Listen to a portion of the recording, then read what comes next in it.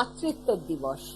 আজকে mother's day, happy mother's day. আজকে আমরা সৃষ্টি টিভির দর্শক বন্ধুরা নিশ্চয়ই দেখতেই পাচ্ছেন, নতুন সাজে নতুন ফ্রেমে আজকে সৃষ্টি টিভির নতুন আমাদের অনুষ্ঠান রেকি চিকিৎসার কথা। রেকি চিকিৎসার কথা অনুষ্ঠান শুরু হয়েছিল 2000 সালে। সেই 2000 সাল থেকে রবিবার সন্ধ্যে 7টায় যতই আঙ্গিক বদলাক, যাই কিছু বদলাক, আমি যাজ্ঞসেনী রেকি চিকিৎসার কথা নিয়ে আপনাদের জন্য আপনাদের সামনে উপস্থিত হয়েই থাকি।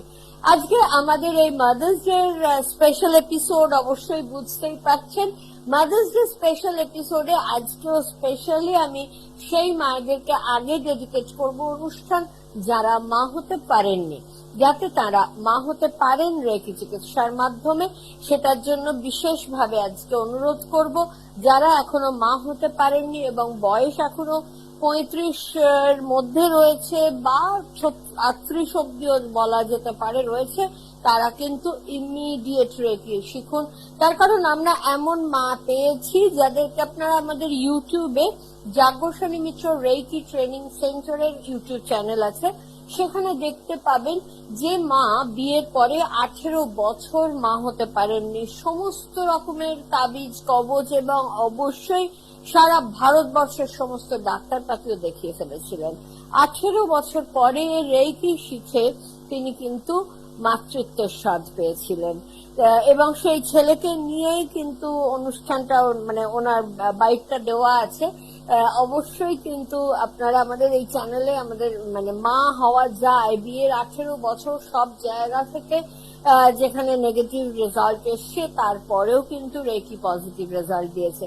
বারবার আমরা যেটা বলে থাকি, আমাদের ক্যামেরার ওপাশে সৃষ্টি টিভির মানে যাদের জন্য আপনারা অনুষ্ঠান দেখতে পান, এরকমই একজনকে আমি প্রায় পেতাম যে আমি যখন অনুষ্ঠান করে বেরোতাম ও দাঁড়িয়ে আছে, বুঝতে পারতাম কিছু একটা বলতে চাইছে, কিন্তু আমি যথেষ্ট আমি পার্সোনালিটি নিয়ে চলি না, হ্যাঁ হ্যাঁ হো হো করিয়ে দিয়ে সঙ্গে সবসময়, তবুও দেখতাম ও কিছু একটা বলবো বলবো করেও বলে উঠতে পারছে না। তো একদিন একজন ওকে এক ধাক্কা দিল, এই বল আজকে তোকে বলতেই হবে।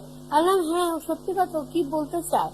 তো তখন মানে সেই হাতটা কচলে এরম করে যেটা বললো সেটা হচ্ছে ওর সন্তান আসেনি, তার জন্য ওকে দেশেতে স্বাভাবিকভাবে দেশে তো একটু তো অন্য চোখে দেখা হয়, ওর ওয়াইফকে সকল মানে ভালো অনুষ্ঠানতে যোগ দিতে দিচ্ছে না বা সন্তান চায় এনিহাও। তো ঠিক আছে, তোরা দুজনে মিলে শিখে নে, দেখবি ঠিক হয়ে যাবে, কোনো ব্যাপার না। তো যাই হোক, অনেক কষ্টে 2 দিনের ছুটি এখান থেকে পাওয়া গেল। শিখলে বেসিক কোর্স, এবং আমি ওদেরকে বলেছিলাম যে অ্যাডভান্স কোর্সটা পর্যন্ত করে নিতে। তো অ্যাডভান্স কোর্সের দিন যথারীতি ছুটি পেল না, ওর ওয়াইফ একা গেল ক্লাস করতে এবং গিয়ে আমাকে সুখবরটা দিল যে প্রথম সুখবরটা আমি তোমায় দেবো বলে কাউকে এখনো দিইনি, অলরেডি আমি কনসিভ করে গেছি। মানে সেদিন যে কি আনন্দ হয়েছিল যে বলার কথা নয়। তো ভীষণভাবেই ওদের বাড়ির দিক থেকে প্রেশার ছিল ছেলে। তো আমাদের রেকি নিয়ে আমার অনুষ্ঠান যারা দেখেন তারা জানেন, প্রথম যে 2 দিনের ওয়ার্কশপের কথা বললাম, এই 2 দিনের ওয়ার্কশপটা কিন্তু আমাদের মানে নিজের জন্য এবং নিজের পরিবারের জন্য। এই 2 দিনের ওয়ার্কশপে যেটা শেখা হয় সেটা নিজের উপর অ্যাপ্লাই করেই কিন্তু অনলি 20%, এই 20% অ্যাপ্লাই করেই কিন্তু ও অলরেডি কনসিভ করে গেছে। অ্যাডভান্স কোর্স নিজের উপর টানা 21 দিন এটা অ্যাপ্লাই করলে সে এলিজিবল ফর অ্যাডভান্স কোর্স। এই অ্যাডভান্স কোর্সে কিন্তু প্রোগ্রামিং রেকি থাকে। প্রোগ্রামিং রেকি করে বা উইশ ফুলফিলমেন্টের জন্য উইশ বক্স থাকে। তো ওকে বললাম যে এরকম বাড়ি থেকে যখন ছেলের জন্য প্রেশার রয়েছে, তো উইশ বক্সটা তাহলে তুই কি ছেলের জন্য করবি? তো তখন ওর ওয়াইফ বললো যে আমাকে যেহেতু মানে আমি পড়াশুনো করছিলাম, আমার গ্রাজুয়েশনের পরীক্ষাটা একদম ওই সময়, যে সময় আমার ডেলিভারি, ওই সময়টাই ডেট পড়ছে, তো যদি আমি পরীক্ষাটা দিতে না পারি আমার আর গ্রাজুয়েশন করা হবে না, কাজেই আমি উইশ বক্স করবো যে আমার যাতে গ্রাজুয়েশনের পরীক্ষাটা আমি দিতে পারি ভালো মতো। তো আমি বললাম হ্যাঁ কর। তো ঠিক আছে, ও এটা করলো। আর পাশাপাশি প্রোগ্রামিং বলেছিলাম যে সুস্থ সন্তানের জন্য প্রোগ্রামিং করবি, সে ছেলেই হোক বা মেয়েই হোক। তো যাই হোক, এইভাবেই চলছিল। মানে ওর গ্রাজুয়েশন পরীক্ষার আগে ও ফোন করছে, দিদি ভীষণ অ্যাডভান্স স্টেজ, তো ঠিক আছে, বলছে একটু সাপোর্ট দিও। তারপরে তো দেখা গেল যেদিনকে ওর লাস্ট পরীক্ষা সেদিনকে অলরেডি ওর পেন স্টার্ট করে গেছে। তো ডাক্তারকে বলাতে ডাক্তার বিশ্বাস করেনি, তার কারণ একটু তো গ্রাম ওখানে, মানে একটু এজটা যেহেতু বেড়ে গেছে, ডাক্তার ভেবেছিলেন ওকে সিজার করতে হবে। তো ও পরীক্ষা দিয়ে মোটামুটি পাস মার্কস উঠে যাবার মতন পরীক্ষা দিয়ে ওকে বেরিয়ে আসতে বলেছিল। তাও ভালো মতনই পরীক্ষা দিয়ে বেরিয়ে এসছে, গাড়ি রেডি করা ছিল, নার্সিং হোমে নিয়ে গেছে। এবং অবভিয়াসলি ডাক্তার আসেননি, এবং মানে উনি তো জানেন পরের দিন সিজার করবেন। একদম জুনিয়র ডাক্তারের হাতে ওর কিন্তু নর্মাল ডেলিভারি হয়ে ছেলে হলো। মানে এটা একদম সৃষ্টি টিভির ঘরের কথা। তো এরকম যারা মা হতে পারেননি, রেইকিতে এসে মা হয়েছেন এমন বহু বহু মা রয়েছেন। কাজে যারা মা হতে পারেননি এখনো, বা আপনি অনুষ্ঠান দেখছেন, আপনি যদি মনে করেন কারোকে আপনি রেফার করবেন, কারোকে আপনারা গল্পটা শেয়ার করবেন, বা ইউটিউবে আমার আজকের অনুষ্ঠানটা আপনারা ইউটিউব থেকে নিয়ে শেয়ার করতে পারেন, যাতে মা হবার জন্য কেউ রেকি শেখেন এবং রেকি শিখে নিজের ওপর অ্যাপ্লাই করে যাতে তারা মা হতে পারেন। এবং সব থেকে বড় ভালো হয় যদি মানে হাজবেন্ড ওয়াইফ দুজনেই রেকিটা শিখে নেন, তাহলে কিন্তু খুব উপকার পাওয়া যায়। তার কারণ আজকে আমরা এখনো এতটা অ্যাডভান্স বোধহয় হয়নি, সবাই এখনো অ্যাডভান্স হয়নি যে ছেলেরাও টেস্ট করাবে যে তাদের কোনো সমস্যা আছে কিনা, স্পার্ম কাউন্ট কম আছে কিনা। কিন্তু এখনো কিন্তু সেই সচেতনতা আমাদের মধ্যে আসেনি, ইগোয়ে লাগে। মেল ইগো বলে তো একটা জিনিস আছে, পুরুষদের সেই ইগোয়ে লাগে। তো কাজেই তাদের বলার দরকার নেই, দুজনে মিলে যদি শেখে তাহলে একজনের যেমন তার যদি কোনো কমপ্লিকেশন থাকে সেটা যেমন ঠিক হয়ে যাবে, তেমনি যে বাবা হতে পারছেন না যিনি, তারও যদি স্পার্ম কাউন্ট কম থাকে, কোনো প্রবলেম থাকে, সেটাও নর্মাল হয়ে যাবে। আলটিমেট দরকার সন্তান পাওয়া, যেটা কিন্তু রেকি করে নিজের ওপর অ্যাপ্লাই, রেকি শিখে নিজের ওপর অ্যাপ্লাই করে বহু বহু বহু মা বাবা যেমন সন্তান পেয়েছে তেমনি পেতে পারেন। আপনারাও আনন্দের সঙ্গে মাদার্স ডে তে এনজয় করতে পারবেন। আর এবারে আসি যে মা হবেন যারা এখনো সবে, যারা এখনো কন্যা, এখনো যারা মানে যে কোনো মেয়েদেরই তো একটা আলটিমেটাম টার্গেট থাকে মাতৃত্ব। আমি আসলে এলামই একটা মাদার্স ডে প্রোগ্রাম থেকে, আরো প্রোগ্রাম আছে, গতকালও একটা অনুষ্ঠান ছিল মাদার্স ডে। তো সেখানে আমি একটা শেয়ার করছিলাম আমার ছোটবেলার একটা রচনা কম্পিটিশন, সরকার থেকে হয়েছিল। সেই রচনা কম্পিটিশনে স্বাভাবিকভাবে আমার স্কুল থেকে আমি রিপ্রেজেন্ট করেছিলাম এবং আমি লিখেছিলাম আমি জ্যোতির্বিজ্ঞানী হতে চাই। তখন সবে মানে জ্যোতির্বিজ্ঞানী মানে প্রচুর চলছে। তখন আমাদের দুজন অলরেডি মহাকাশচারী পাড়ি দিয়েছিলেন। সেই সব নিয়ে আমি জ্যোতির্বিজ্ঞানী হতে চাই ফাটাফাটি লিখে এসেছি। আমাদের স্কুলের টিচাররা ভীষণ ভাবে আশাবাদী আমি ফার্স্ট হবই, এত ভালো আমার লেখাটা হয়েছে, আমি ফার্স্ট হবই। কিন্তু আলটিমেট যেদিনকে রেজাল্ট আউট হলো দেখা গেল আমি সেকেন্ড হয়েছি। তো আমি ভাবলাম যে আমার থেকেও ভালো কেউ নিশ্চয়ই লিখেছে, তো সে কি হতে পারে, মানে ম্যাক্সিমামই তো ডাক্তার হবে, ইঞ্জিনিয়ার হবে লেখে। তো যেদিনকে আমাদের প্রাইজ পাওয়ার, সেকেন্ড হয়েছি, প্রাইজ নিতে গেছি নেতাজি ইন্ডোরে, পড়া হলো যে প্রথম যে হয়েছে তার লেখাটা, সে লিখেছে আমি বড় হয়ে মা হতে চাই। তো সেই মুহূর্তে ক্লাস 9-এর একটা মেয়ের মাথায় যেটা আসে, যে যে খাতা দেখেছে সে কিছু জানে না, যে আমার এই এত বড় মহাকাশচারী হতে চাই, জ্যোতির্বিজ্ঞানী হতে চাই, সেটা পছন্দ হলো না। আর মা হতে চাই, সেটা মা তো আলটিমেট সবাই হবে। কিন্তু যখন বড় হলাম বুঝলাম যে এটা কত বড় একটা টপিক, যেটা সেটা সবাই হবে। কেউ তো মানে সেটা নিয়ে তো আমরা ভাবিনি, কিন্তু সেটা ভেবেছে যে একজন ভালো মা হতে চাইছে। এই ভালো শব্দটা কিন্তু সব মা ভালো, কিন্তু মা নিজে ভালো মা হতে চাই বলে নিজেকে তৈরি করা, এটা কিন্তু একটা মস্ত বড় ব্যাপার। তার জন্য একটা সুস্থ শরীর লাগে, এবং সব থেকে বড় কথা যেটা, সেটা হচ্ছে পিরিয়ড, ঋতুচক্র। যাদের যে কোনো ধরনের গাইনোকোলজিক্যাল প্রবলেম থাকুক না কেন, অবশ্যই সেগুলো সারানোর জন্য মনোনিবেশ করতে হবে। গাইনোকোলজিক্যাল প্রবলেম মানে ডাক্তারের কাছে যেতে অনেকেই লজ্জা বোধ করেন, একেবারেই না, এটা লজ্জার কিছু নেই।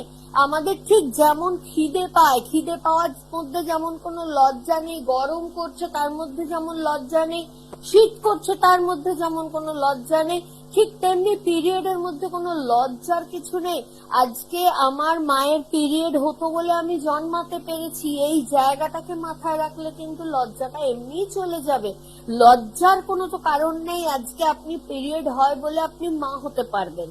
তো সেই জায়গায় যদি কোনো রকম সমস্যা থাকে অবশ্যই ডক্টর কনসাল্ট করবেন। না যদি মনে করেন ডক্টর কনসাল্ট না করে উইদাউট এনি মেডিসিন নিজেকে সুস্থ রাখবেন, নিজের সম্পূর্ণ জননেন্দ্রিয়কে সুস্থ রাখবেন, যাতে সুস্থ সন্তান আপনি ধারণ করতে পারেন, তার জন্য রেইকিতে আসতেই পারেন, মা হবার আগেই আসতে পারেন। এবং তাছাড়াও বলবো এখনো বহু গ্রামের দিকে মানুষ আছেন যারা স্যানিটারি ন্যাপকিন ইউজ করেন না। প্রত্যেককে বলবো সুস্থ সুন্দর মা হবার প্রথম পদক্ষেপ মায়েরা সন্তানদের শেখান, বা যে মেয়েরা দেখছেন অবশ্যই প্রত্যেকে বন্ধুদের মধ্যে, নিজেদের পরিচিত গণ্ডির মেয়েদের মধ্যে জিজ্ঞেস করুন তারা স্যানিটারি ন্যাপকিন ইউজ করে কিনা। অবশ্যই স্যানিটারি ন্যাপকিন ইউজ করাটা এখন ভীষণভাবে বাধ্যতামূলক, প্রয়োজন। তার কারণ আজকের কোনো ইনফেকশন ভবিষ্যতে আপনি মা হতে পারবেন না, তার কারণ হয়ে যেতে পারে। কাজেই অবশ্যই স্যানিটারি ন্যাপকিন অবশ্যই 6 আওয়ার্স ম্যাক্সিমাম ভ্যালিডিটি, 6 আওয়ার্স এর পরে পরে চেঞ্জ করতে হয়। প্যাকেটটা খোলা, একটা আমরা যেমন চিপসের প্যাকেট খোলার পরে আমাদের চিপসের প্যাকেটটা নরম হয়ে যায় যদি খোলা পড়ে থাকে, তাহলে ঠিক তেমনি সেটাকে যেমন আমরা একটা গার্ডার বেঁধে রাখি বা আটকিয়ে রাখি, তেমনি ন্যাপকিনের প্যাকেট খোলার পরেও কিন্তু সেম ঘটনা, ওটা যে ডিসইনফেকশন করা রয়েছে সেটা নষ্ট হয়ে যেতে পারে, স্টেরিলাইজেশনটা নষ্ট হয়ে যেতে পারে। তাই ওটারও মুখটাকে আটকিয়ে রাখাটা যেমন কর্তব্য, সেরকম রেকি করে নিজের সমস্ত অর্গানগুলোকে স্ট্রেনথেন করা, যাতে কোনো রকমের সিস্ট টিউমার তৈরি না হতে পারে সেটা দেখা, এইগুলো কিন্তু আমরা ভীষণ ভাবে যদি মেনটেন করি তাহলে অবশ্যই আমরা একটা সুস্থ সন্তানের জন্ম দিতে পারবো। কাজে এইটা যারা আজকে মায়েরা অনুষ্ঠান দেখছেন, নিজেদের মেয়ে আছে, মেয়েদেরকে এই শিক্ষাগুলোকে প্রথম থেকে দিতে শুরু করুন। তাদের পিরিয়ডের সার্কেল ঠিক আছে কিনা, যাদের খুব ব্যথা হয়, খুব নর্মাল কোর্সে বলা হয় যে শুয়ে থাকতে।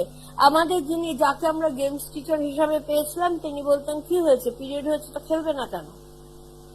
তো বাড়ি থেকে না খুব বকাবকি করতো, বাড়ি থেকে বলে দিত পিরিয়ড হয়েছে, গিয়ে বলে দেবে তুমি কিন্তু একদিকে খেলবে না। আমি একটু খেলাধুলো করতাম, কিন্তু স্কুলে গিয়ে ভুলে যেতাম। যা ঠিক আছে, উনিও তো একজন মা, উনি যখন বলছেন খেলা যায় তো খেলা যায়। একটা সবসময় টেন্ডেন্সি থাকে, টিচাররা যেটা বলে সেটাই ঠিক। তো আমি কিন্তু চুপিয়ে খেলতাম, আমি কিন্তু কোনোদিন কোনো পেট ব্যথাও ফিল করিনি। যখন খেলাধুলো ছাড়লাম প্রথম পেট ব্যথা কি জিনিস জানলাম পিরিয়ডের টাইমে। এবং তখন আমাকে একজন সাজেশন দিয়েছিলেন, অসাধারণ সাজেশন, এর জন্য না তো কোনো ওষুধ খেতে হয়, না তো শুয়ে থাকতে হয়, হাঁটতে হয়। হিল, আমি প্রচুর হিল পড়তাম, সেই সময় হিলটা পড়বি না, স্ট্রেট হাঁটবি। আমি নর্মাল কোর্সে কলেজ থেকে বাড়ি আমার মোটামুটি 8 ঘন্টার হাঁটা পথ হেঁটে যাতায়াত করতাম। আমি দেখলাম যে আরে এটা তো দারুণ মজার, সাইকেল চালালে ব্যথা করে না। এই কাজেই এমন নয় পিরিয়ড চলাকালীন হাঁটা, সাইকেল চালানো, এগুলো খেলা, এগুলো কিছুই বন্ধ রাখতে হয় না। এগুলোকে সেফলি প্রপারলি প্রিকশন নিয়ে সবকিছু করা যায়। কাজেই এইভাবে যদি মেয়েদের শিক্ষা দেওয়া হয় তাহলে একটা মেয়ে খুব সুন্দরভাবে মা হতে পারে। তো কাজে মা হবার জন্য এই পদক্ষেপগুলো না একদম ছোটবেলা থেকে একটা মেয়ে যখনই সে তার অ্যাডোলেসেন্ট পিরিয়ড 12-13 বছর বয়স থেকে তাকে শেখানো উচিত। তো মায়েদেরকে রিকোয়েস্ট করবো এগুলোকে অবশ্যই শেখাবেন। এবং রেকি ফর প্রিকশনারি আপনি মেয়েকে শিখিয়ে রাখুন যাতে তার কোনো রকমের কোনো ডিজিজ না হয়। কবে আমার রোগ হবে তবে রেকি শিখবো না, রেকি শিখুন তখন যখন আপনার রোগ হয়নি, যাতে না হয়। হলে সারাবো কেন, হতে দেবো কেন? আমি রেকি শিখে নিয়মিত, এটা একটা ব্রাশ করার মতন, খাবার মতন যদি অভ্যাস করে ফেলেন, শ্যাম্পু করতে যেমন একটা অভ্যাস যে আমার উইকে 2 দিন কি 3 দিন আমায় শ্যাম্পু করতে হবে, ঠিক তেমনি রেগুলার আমায় ব্রাশ করতে হবে, স্নান করার সময় সাবান দিতে হবে, ঠিক তেমনি রেকি করাটা ঠিক এরকমই একটা অভ্যাস। যারা পুজো করেন তারা যেমন রেগুলার একটা পুজো করতে হয়, এটা যেমন অভ্যাস, যারা ঠাকুরকে একটু জল মিষ্টি দেন, সেটা যেমন একটা অভ্যাস রেগুলার, ওরকমই রেকি করাটা একটা অভ্যাস, যে অভ্যাসটাকে করলে আপনার কখনো রোগ আসবে না। যোগা প্রাণায়াম কোনো কিছুই খারাপ না, সবকিছুতেই উপকার নিশ্চয়ই রয়েছে। বাট যদি আপনি ভুল যোগা করেন, যদি আপনি ভুল প্রাণায়াম করেন, তাহলে আপনি কিন্তু এফেক্ট তো পাবেনই না, উল্টে আপনার কিন্তু ক্ষতি হতে পারে। কাজে সেইগুলোর জন্য আমরা সবসময় বলি যে একটা উপযুক্ত গাইডেন্স, ভীষণ ভাবে তাদের মানে গাইডেন্সের মানে প্রপার জানা মানুষের গাইডেন্সের থেকে যেন আমরা এটা করতে পারি। বাট যখন আমরা মুভ করছি যখন রেকিতে, তখন দেখা যাচ্ছে যে রেকি যদি আমরা প্র্যাকটিস করি, যদি ভুল হয় তাহলেও ক্ষতির কোনো আশঙ্কা থাকে না। যাজ্ঞসেনী মিত্র রেকি ট্রেনিং সেন্টার, যেটা 1997 সাল থেকে চলছে, 2000 সাল থেকে গভর্নমেন্ট রেজিস্ট্রেশন পেয়েছে। তো এই যাজ্ঞসেনী মিত্র রেকি ট্রেনিং সেন্টারের একটা নিয়ম সেই যুগ থেকে চলছে, আজও চলছে। একবার রেকি শেখার পরে অবশ্যই আপনাকে যতবার মানে পার্মানেন্ট মেম্বার করে নেওয়া হচ্ছে, ইনস্টিটিউশনের লাইফ মেম্বারশিপ দিয়ে দেওয়া হচ্ছে, এবং আপনি যতবার খুশি আমাদের কাছে আসুন, ব্রাঞ্চে আসুন, এসে নিজেদের ঠিক করছেন কি ভুল করছেন এই পারফেকশনটাকে কিন্তু আপনি চেক আপ করাতে পারবেন। ভীষণ ভাবে এই পারফেকশনটা কিন্তু দেখে দেওয়া হয় যে পারফেক্টলি আপনি প্র্যাকটিস করছেন কিনা।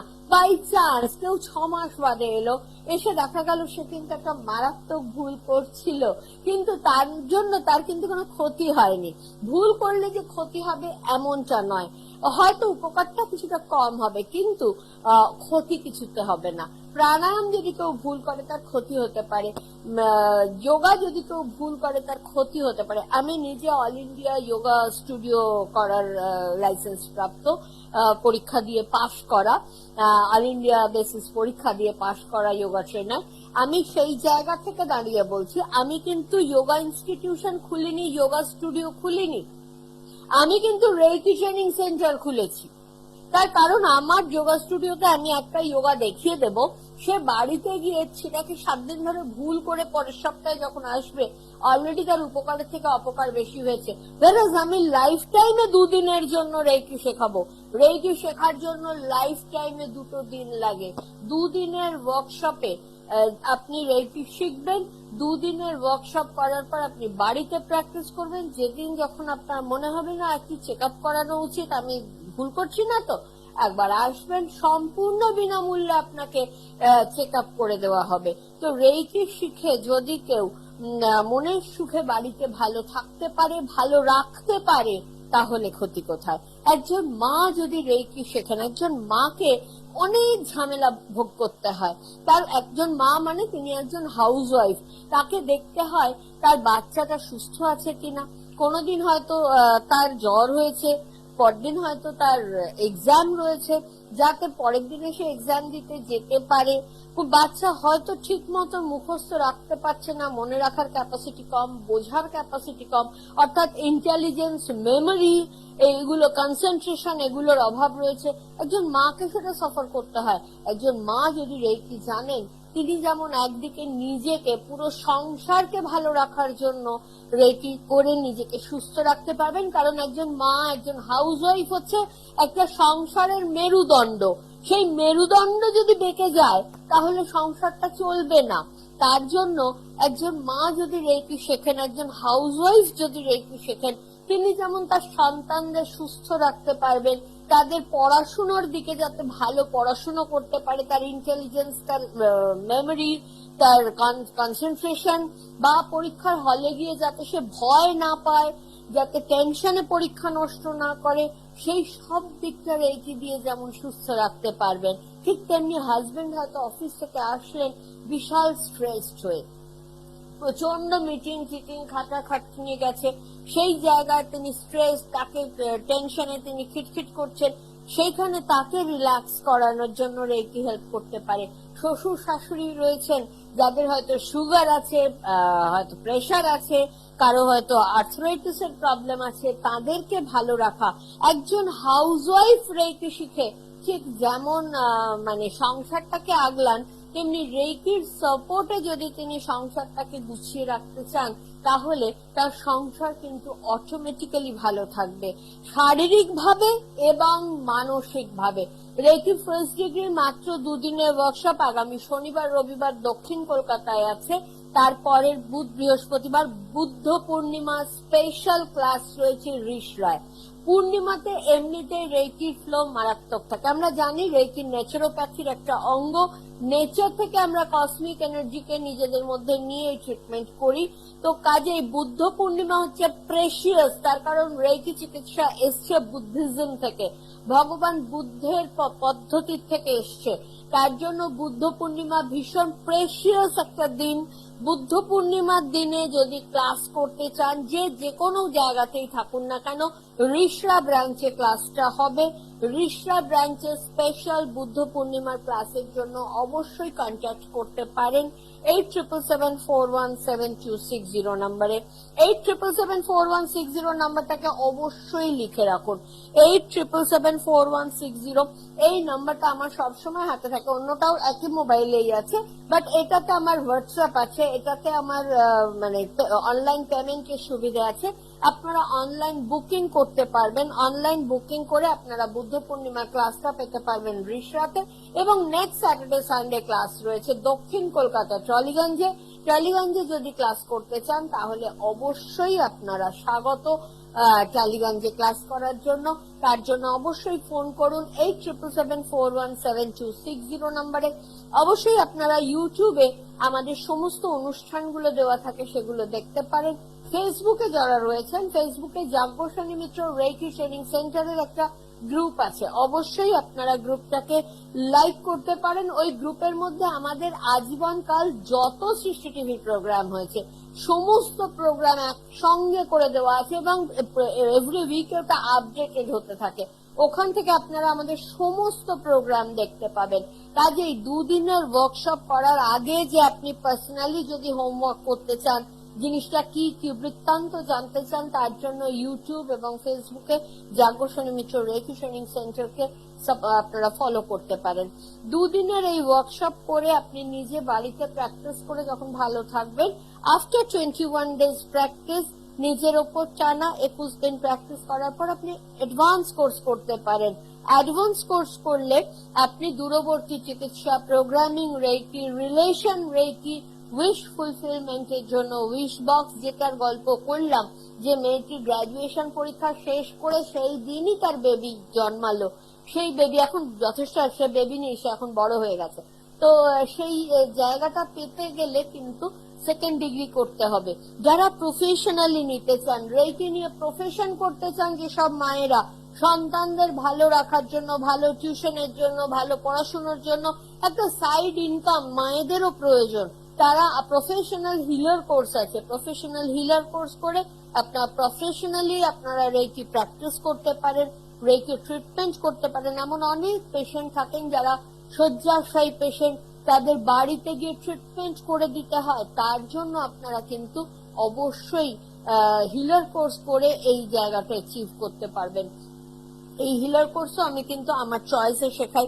আপনারা চেনা জানা আত্মীয় স্বজন বন্ধু বান্ধবের মধ্যে অবশ্যই পেশেন্ট ট্রিটমেন্ট করতে পারবেন, আমার সঙ্গে কমিউনিকেট করতে পারবেন, আমি সাজেশন দিয়ে দেবো, তার জন্য কিচ্ছু আমাকে দিতে হয় না। আমি যখন পেশেন্ট দেব, আমার পেশেন্ট দেওয়ার জন্য কিন্তু আমাদের হিলার কোর্স করাটা একান্ত ভাবে দরকার। তাহলে যারা মা হতে পারেননি তাদেরকেও শুভেচ্ছা, আগামী দিনে যাতে আপনারা মা হতে পারেন। যারা মা হবেন ভবিষ্যতে তাদের শুভেচ্ছা জানাই সুস্থ সন্তানের মা হবার জন্য। আর বাকি মায়েদের যাতে সন্তানদের ভালো রাখতে পারেন তার জন্য অনেক অনেক শুভেচ্ছা। রেইকি শিখুন, সুস্থ থাকুন, সুস্থ রাখুন। দূর আর দূরে নেই অচেনা